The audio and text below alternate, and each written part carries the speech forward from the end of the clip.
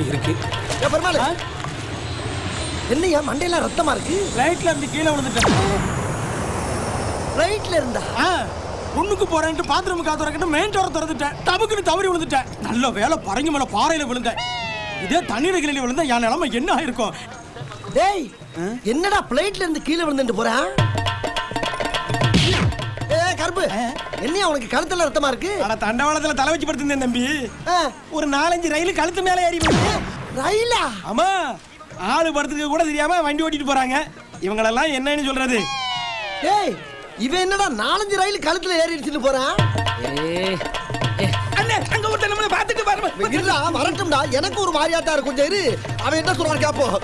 தம்பி என்னண்ணே? ஒண்ணும் இல்லப்பா, நீ போ. ஏதோ கேட்க வந்தீங்க? இல்ல ஒண்ணும் இல்ல. இல்லண்ணே, ஏன் இப்படி சகதியா இருக்குன்னு தானே கேட்க வரீங்க? அது ஒண்ணும் இல்லண்ணே, வேலை பாட்டு அப்படியே ரோட்ல படுத்து தூங்கிட்டேன். ஒரு புல்டோசர் அப்படியே ஏறி